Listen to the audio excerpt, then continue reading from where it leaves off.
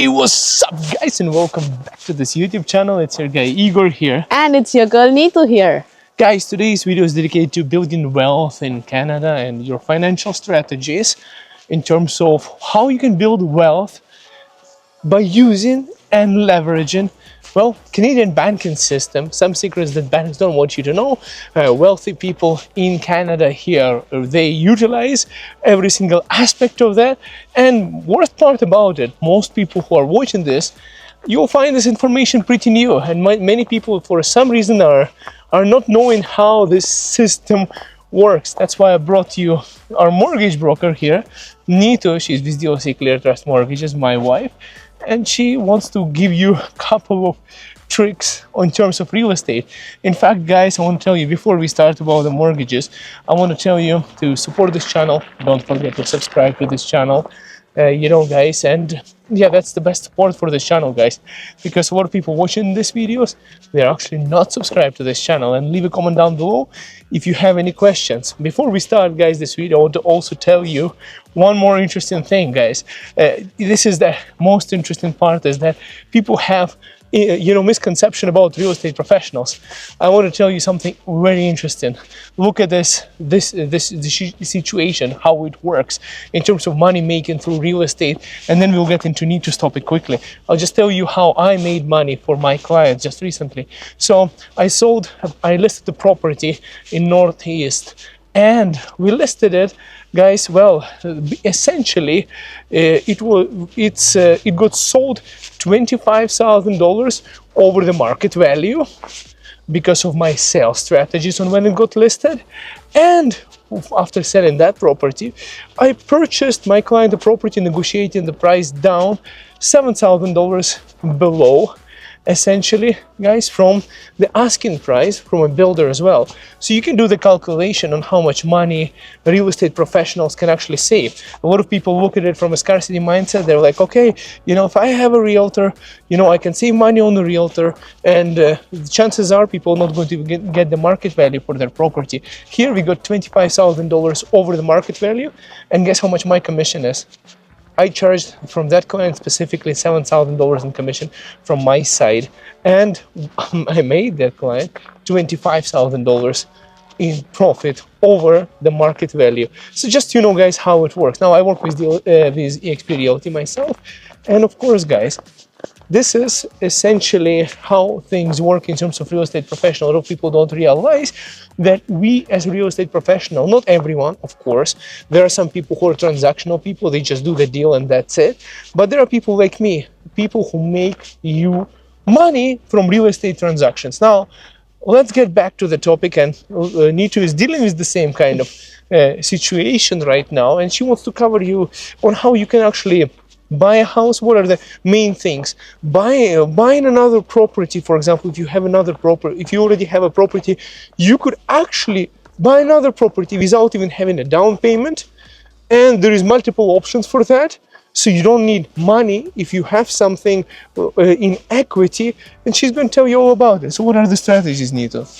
So the strategy is, number one, when you see your property tax bill, you're going to be like, oh my goodness, my property is worth this much. There was a couple of news articles, especially in Calgary, the property value has increased by 14% as compared to last year.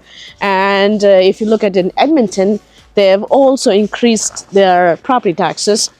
Like in Calgary, it's skyrocketed. Yeah, by about 6 to 8%. So like $100,000, guys. Yes. So, and most of the people are like, oh my God, why do I have to pay so much of taxes? I would say that rather than looking at the negative part, you could use this opportunity to understand what exactly is your value of your property as of date right now. Because whenever they did the assessment, they would have also assessed it when? Last year in July. Yes. Somebody, I'm going to interrupt Neetu now. About 6 people contacted me this year to fight their property tax assessment. They contacted me saying, hey Igor, can you help me? I need the comparables. I want to argue that with the city. No way I'm paying this much of taxes. Other people contacted me still saying I don't want to pay so much of taxes, but they also wanted to know what the value of their property is at this current moment if they were to sell. So on one side, people want their property taxes to be lower. But than at the the value same of the time, property. they want the value to be higher. Exactly. So I'm like, well, you cannot choose two sides. Like you should be okay with your property tax increase, or you should be okay with, your property value being down. So for those people who are really worried about and really concerned about, try this method.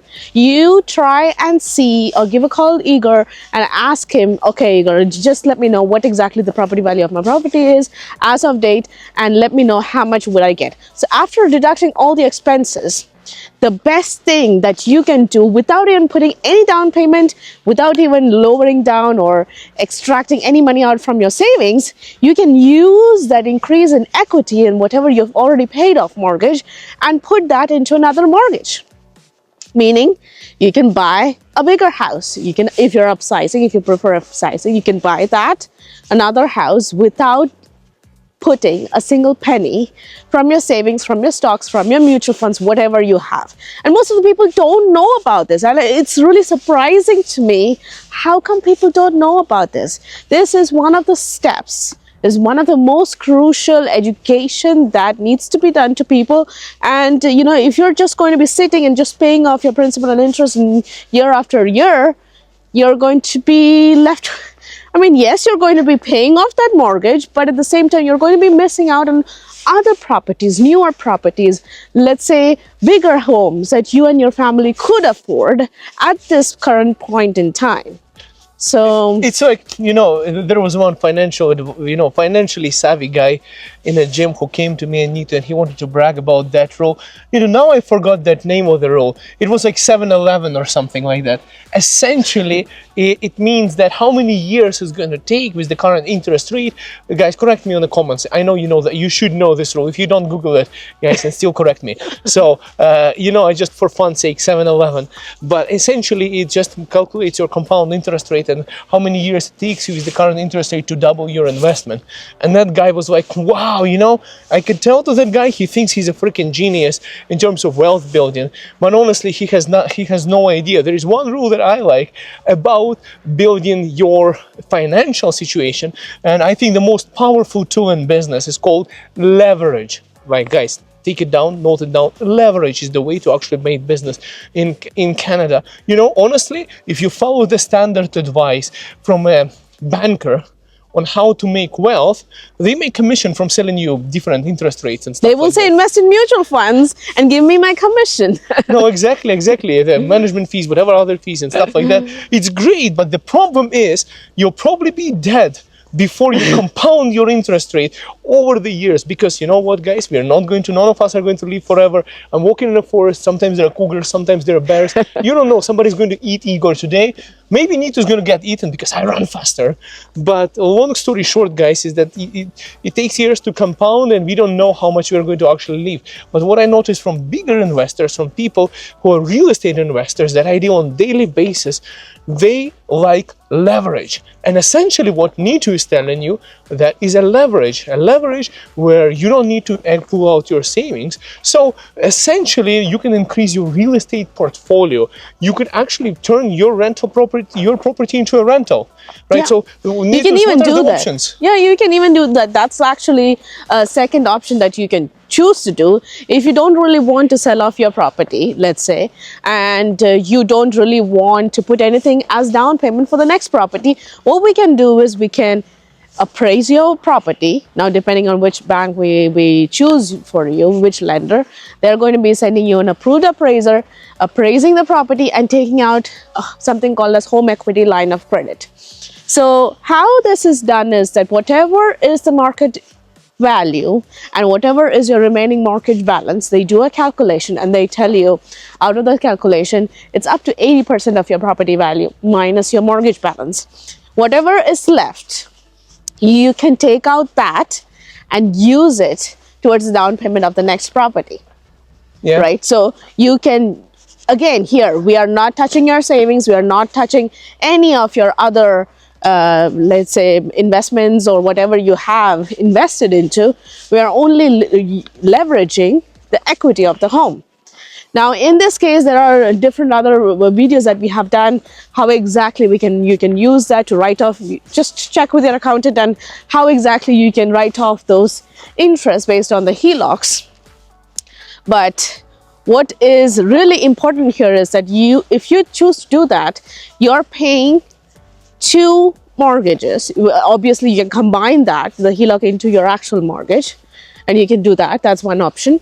Or you can choose to just do the HELOC way. Most people choose to do the HELOC way is that whenever they know they have an inheritance coming, or whenever they can break the bonds or whatever they have invested in, and they can pay it off in, let's say, 5 years, it's always better to do the HELOC way rather than actually combining it into your mortgage, because your mortgage would have a prepayment penalty, right? You will always have a prepayment option that you can only go to 15% or 10% or even 20%.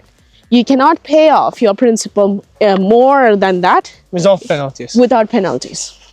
So most people who think that they can pay off this HELOC, whatever they have taken, 50,000, they can pay off with an inheritance, they choose to take that. And they also make sure that HELOC is there, because it's even better than a line of credit, because your line of credit is always having 10%, 12% interest. A HELOC is always going to have the Bank of Canada rate, your prime rate, plus or minus 1%. That's it. It's called leverage, guys. What need to is to change, literally an easier language to explain it is leverage. Let's say you're like me, you purchased the property with $27,000, 5% down 5 years or 6 years ago in Calgary, Alberta. That property has appreciated by now by $200,000 in its value because of what has happened recently on the market. And yeah, that's just recent events. That's how the markets are. So it went up by 200K up in the property value. Without selling this property, you could leverage the equity gain in this property. And if you were like me, you were renting out your basement on Airbnb to pay your interest payment. You have been paying off your principal rather than interest payment completely covered by the people who are renting out the basement from you. Now you are leveraging the same amount of money without putting anything extra down into it to get another property, to get another mortgage. Now your net worth in terms of mortgages, basically you have now worth of $1.4 million in real estate, and you could have had, instead of close to 500, for example, that you could have had at that time is 5% down. You literally leveraged $27,500 to get $1.4 million worth of real estate. And now if you're smart about it and you get it done the way I would do it, leveraging it even more, now you have a unit to stay in and 3 rentals on top of it that are fully covering your payments, and you're living free upstairs. That's called leverage. And in 20 years, 25 years, with the property value appreciation and inflation and your tenants by paying off your debt, essentially you have a huge net worth, which is going to be compound over the years. Because of inflation and long-term real estate trends tend to appreciate, you have a couple of properties that are completely paid off, and you are more wealthier than any of those Canadians who've been collecting their entire life on this RRSP and all of those government pension plan and everything like that with the banks, and trying to go traditional method while renting from somebody else. And not only that, because right now the market is so volatile. Like most of the people would be like, oh, I don't know what is going to be, Trump tariff is coming, I don't know, we are going to get laid off, or I don't know whether our company is going to be cutting off our budget. In this exact moment is when you have to think, okay, how do exactly I pay my mortgage? Right? What exactly is the leverage I have? And we ran Airbnbs, and it was just paying off our mortgage. So I think it's a time for you to actually have a think, about what exactly you're going to be doing, and how exactly are you going to be paying your highest payment every month that you do about your mortgage, and how exactly you can make use of that situation. And we cannot cover all the strategies in a single video, guys. There's so many of them. Yeah. But I'm just giving you an idea, guys. And also, most importantly, what people think is that, oh, I'm going to buy a second property. Do I have to put 20% down? No. You are just going to be putting 5% down, because that's going to be your second property. You're going to be putting your first property on rent, and we are going to be using the rental income from the first property to use that into your mortgage application. So your actual income is including this rental income. So a lot of things to talk about. I think it would be better if you contact us directly and we can guide you step by step according to your application. I'll leave your contact, guys. I'll tell you one thing she didn't say right now, which is even a cherry on the cake as well, is that you could actually pull out another $100,000 on top of the 5% down payment from your equity as cash if you really wanted to. So not only you leveraged your, when you were purchasing, let's say, like I was saying, 27,500 to buy a property, you could buy another one with the less than 20% down payment, and you could either utilize that as a ratio and have more part of your mortgage paid off, or you could even pull out cash out of that equity on top of that and go get yourself a truck so you can fit in Calgary. But I'm just joking, guys. No, honestly, I'm not even joking. So it's a valuable thing. Well, what you can do is that if you have 20% down payment, it's cheaper than car dealerships' interest rates. You can actually go do a mortgage and a line of credit, because that's possible when you do 20% down for your purchase. Be it first purchase, second purchase, does not matter. So if you're willing to do 20% down, you can always ask the banks to please approve you for a HELOC. And how that works is that the way you pay down your principal, your HELOC is going to increase. And as long as you don't touch it, you will not have a balance, and you get paid off anytime if you have a balance. So that's the best part. And the best part from me is leverage, guys. I don't know, I love that. This is like Trump's favorite word is tariffs. My favorite word is leverage, guys. Just imagine if your entire real estate portfolio was to appreciate by 10%, which is $1.4 million now, let's say, over a year. If that was to happen, now it could be less, it could be more, we don't know, but 10% is just easier to calculate on the video. That would be $140,000 in equity gain over a year. If your interest rate, plus part of the principal and property taxes and utilities are covered by your tenants, then you're winning completely. And that's like having another family in Canada working for you. But talking about capital gains, so if you are actually selling off your property and you have an appreciation, so that's actually capital gain. It's not applicable to you as long as it's your primary residence. So that's one thing to think about for those people who are worried about capital gains. There is also a limit on capital gains. Talk to your CPA about your specific situation, because if you're married, you have to have a huge margin of capital gains tax before you'll be actually taxed on it. And there is lots of strategies that you could do, in terms of not having to pay it. Plus, we have an election coming up once the parliament prorogation finishes in Canada, and we'll see what's going to happen with the Liberal Party and Conservatives. But they are talking potentially of removing capital gains tax altogether to help businesses grow. Just how much? 66%? I have no idea. You know what? I know so many people who are investors. They are bothered and they're not bothered by it either, because they have an exit strategy. They call it an exit strategy. That strategy is having a good accountant. And a good accountant, CPA, and a lawyer who can, help them not to have to pay it, essentially in completely legal and within the legal framework of Canadian legislation. But those are not my job or Nito's job. That's your accountant's job. And if you need one, we'll recommend you one. Because we know a bunch. We had some negative and we had some positive experiences with Canadian accountants here, but they do cost money. Of course, the more professional, the better service, the quality of service you want to have, in essentially the higher standard professionals you're going to be acquiring for yourself, the more it's going to cost. Just like with the contractors, you go for the cheapest guy, you have to pay the most price for it in the end, because either you have to redo the entire work of that contractor, or the renovations are not going to increase the value of your property. Happened a lot, unfortunately, even in my client's expertise.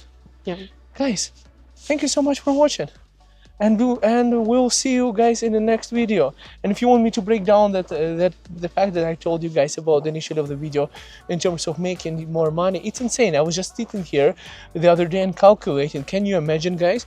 Just because the person hired me as a realtor, I work with the XP Realtors, I not only paid off my commission, I made money on top of that for my clients, covering my commission probably more than double or triple on what it cost. So literally, my services essentially generated wealth beyond what my cost was, and it's a win-win situation for everyone. And that's that how might not business have works. been happening if the owner choose to do it by themselves. So Oh, just putting it out there.